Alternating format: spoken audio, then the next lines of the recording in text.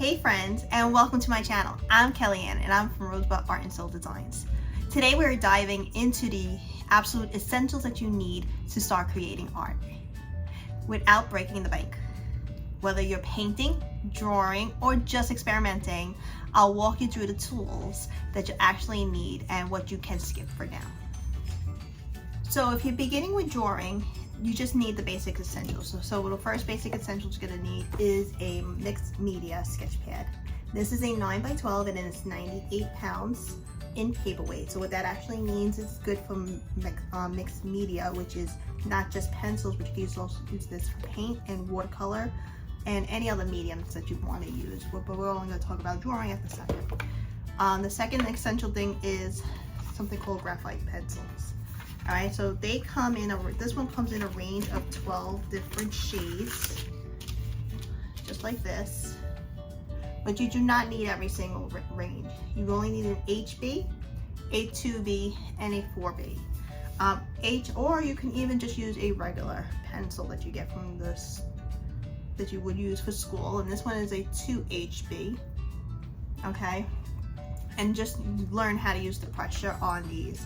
So H is for when you want the different hardness of the pencil, meaning it's gonna be a little lighter. And B is for the softness of the pencil, which is gonna be a little bit darker, and you don't have to put too much pressure on these. Another thing you just basically need for drawing is an eraser. So this one is a kneaded eraser, or you can use a white vinyl eraser. I like using white vinyl erasers only because it doesn't make any marks or smudges on the pages. Sometimes when you use a pink eraser, it leaves a pink mark on your paper and you can't get rid of it. But what's great about kneaded erasers is when you use them to erase, when they get dirty, all you have to do is stretch it out like putty and you knead it. That's why they're called kneaded erasers, and it cleans the eraser automatically. And they're great to get into tight spaces, and we'll get into that into a tutorial that I will teach you guys. So painting, I would suggest you guys start off with acrylic painting. So for acrylic painting, it's easier to learn how to do blending and how to create artwork. And with oil paints, it's a little bit more expensive, but it takes a while for it to dry. Whereas acrylic paints dry within 20 to 30 minutes. Or less, depending on how much you're actually using. I do not suggest you can use canvases. I mean, I use canvases all the time. You could start off with an 11x14 canvas, and I have plenty of canvases all around me. So this is like, I painted this on a canvas here, okay? Or you guys can, I would practice in a sketchbook that's mixed media. So you could just buy this, and this is your main essential ingredient for learning how to do acrylic painting. I will be teaching you guys some color theory as well on this channel, so I'm excited about that. And you don't need a bunch of colors. You only need the primary colors and white and black. So you can, there's two different routes that you can go. This is liquid latex. This is the latex. These are on the expensive side, but they're heavy body. And what I mean by heavy body is they're more opaque than what you would want to go out and buy maybe craft paint. So craft paint, like I use this a lot for my paint parties, and this is by Deco Art. This is a little looser and a little bit more watered down. Still made out of the same ingredients. But this is more heavy body. So if to start learning these are great student wise. They're not too expensive. They can range from many different prices. These go for about $6 a bottle for the 4 ounce size. And whereas for 2 ounces, these are like $2 and change. So you're just getting double the size, just for a little bit more money. You only need the primary color, so I suggest just grabbing, like I have here, ultramarine blue. And the reason why I do two different blues, and then I have the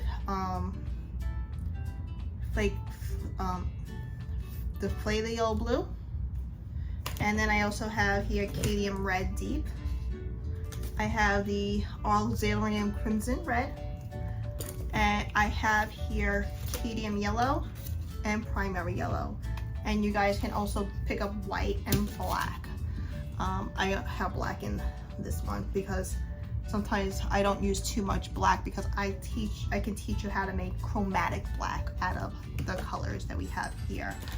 The reason why I have two different of these type of paints is one is on the warmer side and one's on the cooler side of the color wheel, which is something else you might want to pick up so you guys understand color theory.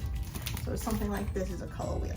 So this is great to teach you color theory, and I'm going to do a whole segment on color theory with you guys for my YouTube channel. Oh, and you also need brushes, of course, right? So brushes, you just need, I wouldn't go crazy. They should be synthetic brushes. All right, you just need like a flat, a round, and one that's mostly detailed. These are my three main brushes I use. Do I have other brushes? Yes. Do I use them all the time? No. I mostly reach for these.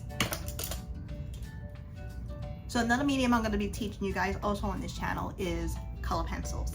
Fortunately, color pencils, you can buy, so the deal with color pencils is this is a very good brand. This is on the expensive side. These cost, for this pack is the 24 pack of Prismacolor pencils. I see them range anywhere between $20 to $40 just for this one pack.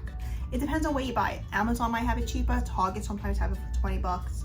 Or even if you go into Michael sometimes has it for a little bit more expensive price. But this is what I use with my students, and this is what I use in my class, is the Prismacolor. What you can also use, which is on the cheaper end, is Crayola, and that's 24 pack. And I will show you guys a tutorial on how to use both. I'm gonna do two separate tutorials on both to show you guys the difference. So what the difference basically is, these are more on a softer level, meaning the, not really lead, but the point and where the color is soft, whereas the Crayola ones are a little bit harder, and you have to put a little bit more pressure on it to get your saturations and your mixing of your blending of your colors, where these blend very easily with one another. Just need these, and guess again, our mixed media pad. So that's all we need for that. So the last medium I want to speak about is watercolor. So watercolor comes in many different types of watercolors. I like to use the Newton Winston collection, or recently I just recently bought a new set, and you can get a set just like this on Amazon. So it comes with different colors. These are all covered because I recently just purchased them. And they come like this. You do need a different type of brush. I wouldn't use the same brushes that you would purchase for watercoloring, only because the brushes are sometimes different. So I would purchase a different brush. If your brushes say that they're best for both watercolor and painting, then that should be fine. But I would, again, just need synthetic watercolor brushes. You can still use your mixed media pad, but if you do prefer, you can get a little sketchbook that's made up of just watercolor paper. So watercolor paper has texture on it, and it's a little bit heavier. So this paper is about 140 pounds, whereas the first, the mixed media pad is only 96 pounds. So that means that this paper will not curl when you add water to it.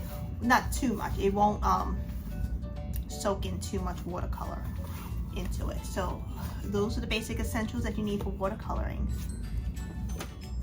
So that's all you need to get started as an artist. Keep it simple.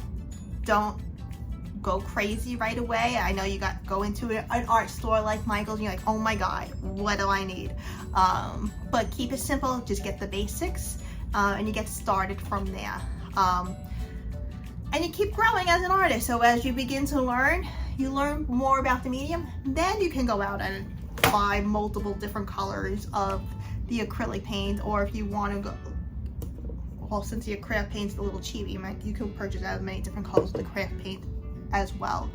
All right, so don't go too crazy, relax, we're getting started on a new journey of learning how to do painting. All right, we're gonna start doing a acrylic painting first on this channel, so I hope that I ease you into what you basically need. I'll be showing you guys using craft paint the next tutorial, so hopefully you will be able to join me. Okay, so if you like this video, don't forget to hit subscribe. Don't forget to hit the like button. I don't even know where anything is on YouTube, sorry. And don't forget to comment and tell me which one you're most excited about learning on this channel. All right, guys, have a great day, and I'll see you in the next video.